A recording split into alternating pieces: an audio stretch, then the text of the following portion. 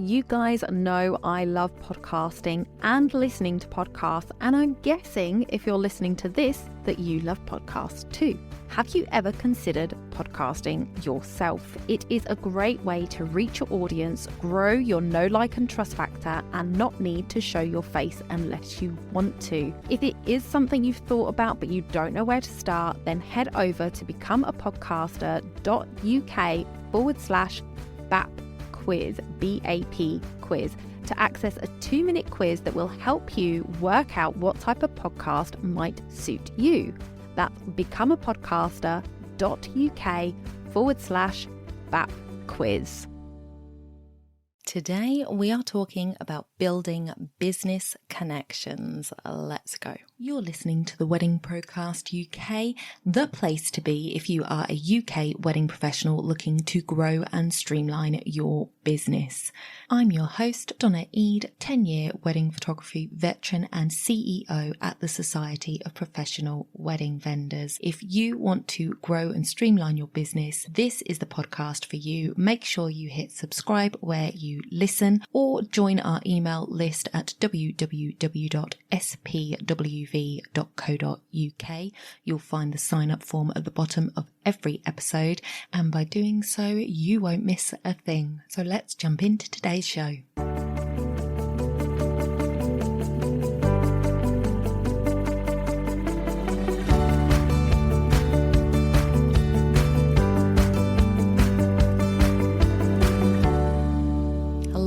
Hello. Welcome back to the podcast, everybody. Absolutely lovely to have you here with me today for this episode. If you haven't yet, please do consider subscribing to the podcast where you listen, so that you don't miss a future episode. So today we are talking about building business connections. This is the third part of our startup series. So I will link episode 115 and 116 in the show notes for you. That was our episode with Lucille Roach, the business startup coach, and the episode that I did last week on research, which is key to starting your business.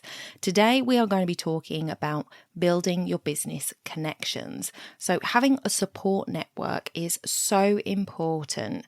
Today we're going to talk about how to connect and why you need it, how you find those people, and how you build those connections. So why do we need connections? I'm a sensible person. I know what I want. I can handle all this stuff. I've been a manager. I've done this, I've done that. I can run a business. I don't need anybody's help. Yep, we've all been there. But the truth of the matter is that everything, when you think about it, is community. When you think about it, a family is a community. We look at our friendship groups, that's a community. We have communities around us all the time. And if you have ever had a child, you may have heard people say it takes a village to bring up a child. And it is so true, because even though you are the mum and dad, or the mum and mum, or the dad and dad, you still need help from people outside, because there are things that you just, don't know the answers to, because although our children think that we know everything, we don't. They also think they know everything when they get to a certain age, but that's a different matter. But we need help from other people who have been there and done it. We need help from people so that we can manage our time. More parents are both working parents these days, so you need childcare, and that comes in the form of paid help or family help. So there is a community around everything that we do. So why is it that people in business seem to think that they can just put their blinkers on and do it all by themselves? It's crazy, and we are so reluctant to ask for help.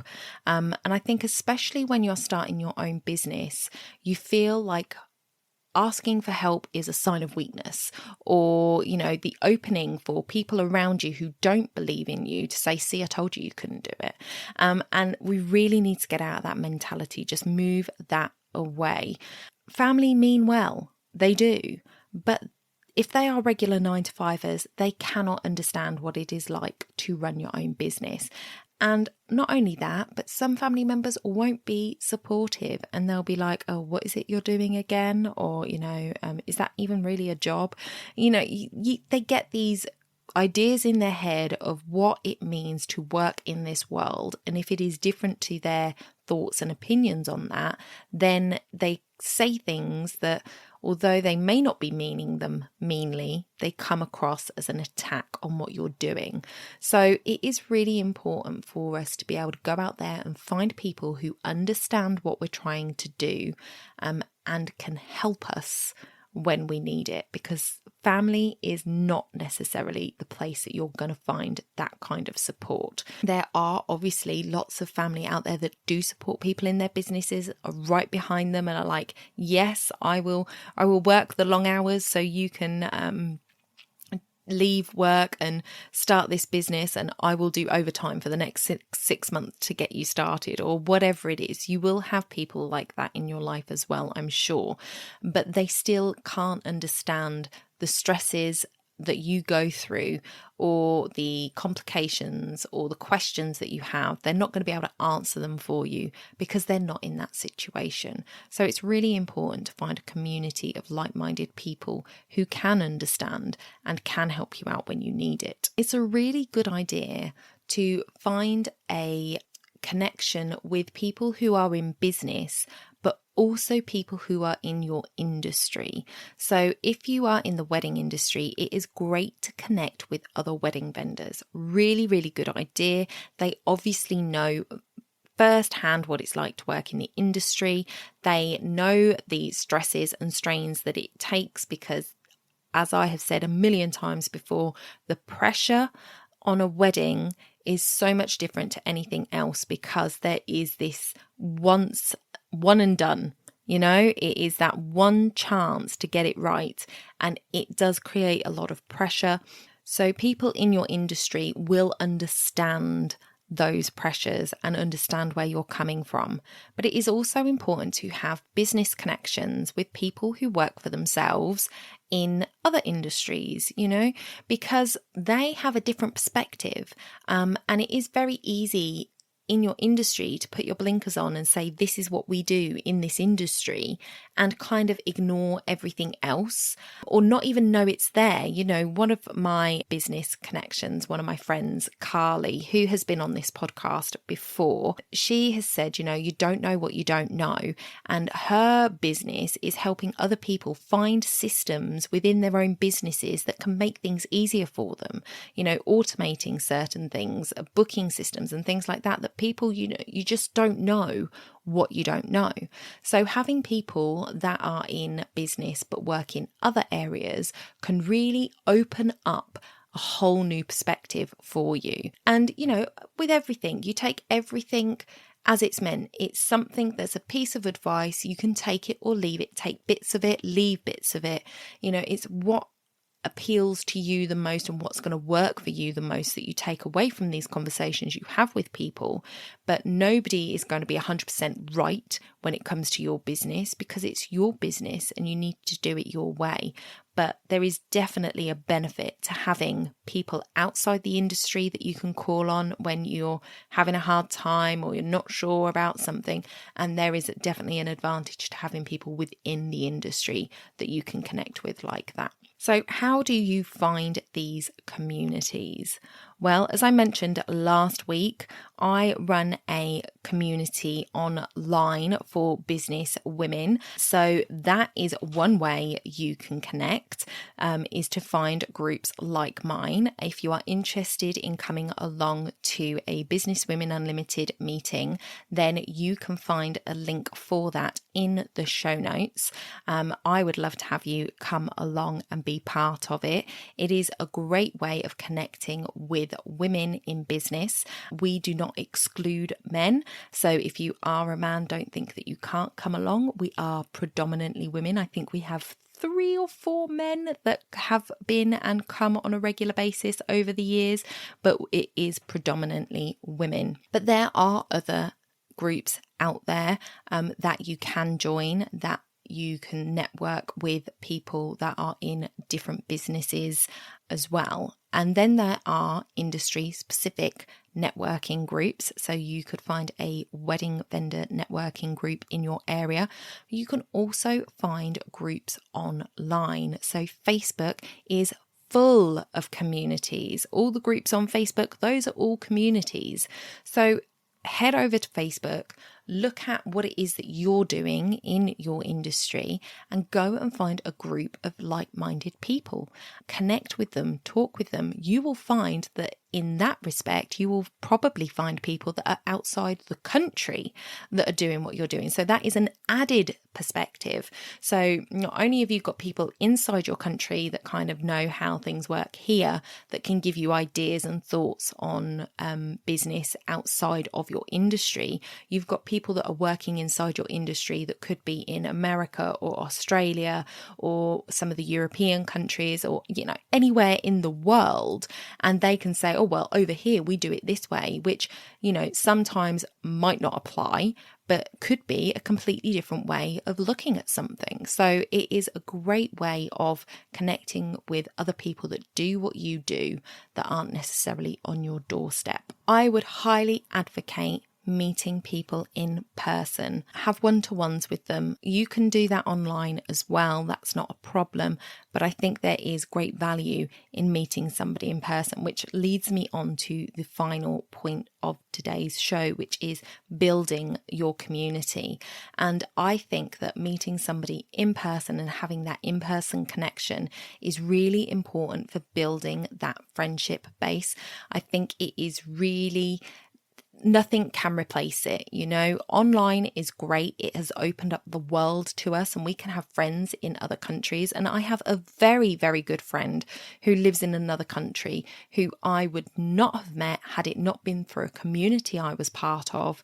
We connected, we got on Zoom, and we talk almost every week without fail. And I absolutely love her to bits. But we have never met in person. But I think it's because we align so much on what we're doing and we're so supportive of each other that connection was instant. It's there. So you can build really strong connections online, but there is definitely an advantage to having that in person, somebody who you can literally pop round to and have a cup of tea and say, ugh, this isn't working, what do you think?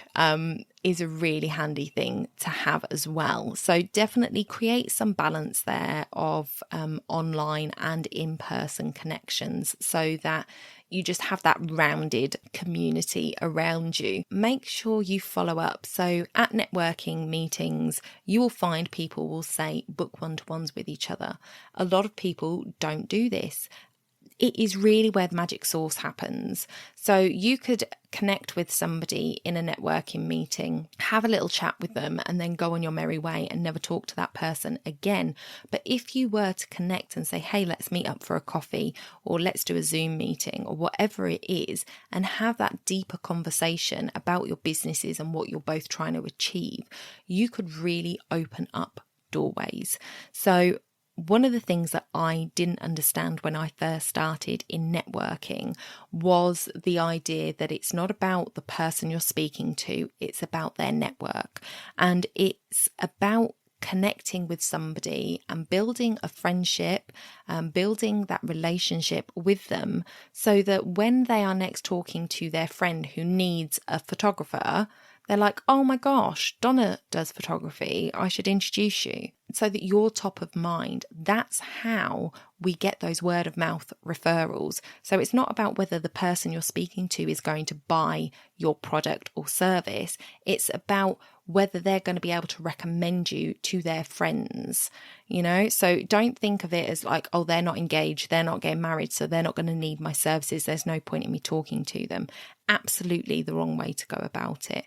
Talk to everybody, and you will find that there are people you talk to and you don't connect with them, and that is absolutely fine. You don't have to keep up relationships with every single person, but you want to try and build yourself a nice core network of people who you do consider friends, that you are friendly with, that you check in on, you send them a text out of the blue and say how you're doing, that you build that relationship because when they're next talking to somebody who is engaged, you're going to be top of mind over, one, maybe them not knowing anyone at all, so them not being able to help their friend out at all, or them recommending somebody else over you. So, it is important to follow up with people. Like the gravy is in the follow up. It really is. You can do the meat and potatoes when you're at a meeting and get to know people and know what they do, but the gravy, the good stuff, the way you build those word of mouth recommendations is about building relationships with those people. So definitely, communicate, book in one-to-ones, have it set up. A lot of people have systems in place to help them with this. I am somebody who needs to get a system in place to help me with this, because I am what I call a terrible friend. I am somebody who just, is in my bubble a lot of the time, and I don't often think outside of that bubble. And I often find myself thinking, oh my God, it's been months since I spoke to so-and-so, I should send them a message. And then I get distracted and I don't do it. So it's easy in this world of, everything's got to be done yesterday, and, we've got big, important family things that we need to think about and budgets that we're trying to balance and all of that, to forget about relationship building. But it doesn't matter if you use a system to help you, as long as the connections are genuine. Don't just message somebody some sort of canned message that you're sending out to everybody just to touch base. Don't ever send messages to like 20 people saying, hey, just wanted to touch base, how you doing? That's disingenuous. But if you put it in your diary that you connect with somebody every couple of months or whatever it is, however you set it up, then when it comes to that, think about that person. What have you seen on their social lately? What happened in the last networking meeting you were both at? Touch base with them with something genuine. Show that you actually care. And it can be as simple as, oh, I saw that post you put on Facebook. I thought it was really funny. How you doing? Made me think I needed to reach out to you, whatever. You don't have to force it. Oftentimes, what you would do if you just thought, oh my goodness, I haven't sent this person a message, I should do that, is exactly the sort of thing that you need to send when your system responds to you and says, hey, you haven't spoken to this person in ages, reach out to them.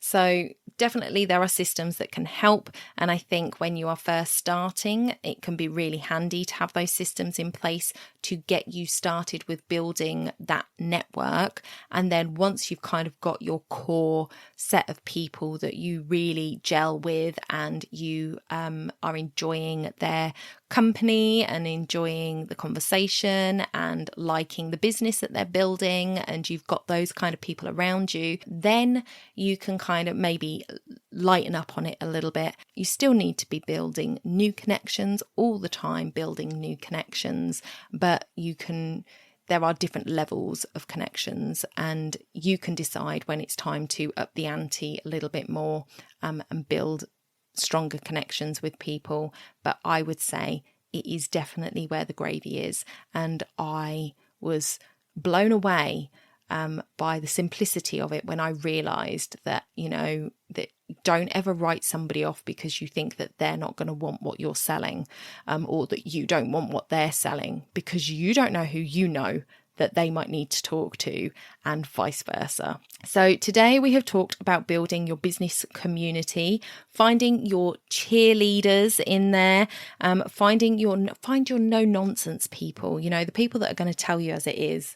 I had that very early on in my business, somebody who told me very, very clearly what it is. I'm not somebody who takes criticism very easily. I don't like being told off or told what to do. So I was very over, and I didn't take it too well. I mean, I took it on the chin when we were talking, and then I kind of sat with it, and I knew that it was a me problem, not what they said, and that I really needed to look at it as constructive criticism and deal with it, rather than that she was personally attacking me, which she of course wasn't doing. But that was something I had to work on myself. But you need those people. You need those people that will turn around and say, that's not going to work, or that is completely off the charts. Those people are important to your business, but make sure that they are constructive people, that they're not just doing it because they're belittling you or making you feel less than. Those people you don't need in your life. So definitely look at building your community. Find your cheerleaders, find your no-nonsense people, network and build your tribe. So that is it for this week, guys. We are continuing the series next week. As I have said last week, and I will say it again, should have said it at the beginning, even if you are not new to business, building your network is really important. And if you haven't built your network, or your network has maybe got a little stale, it might be time to shake things up a little bit. So definitely go back to the beginning. If you've listened all the way to the end, listen in again and start building those communities, guys. And I will see you in the next one. Bye for now.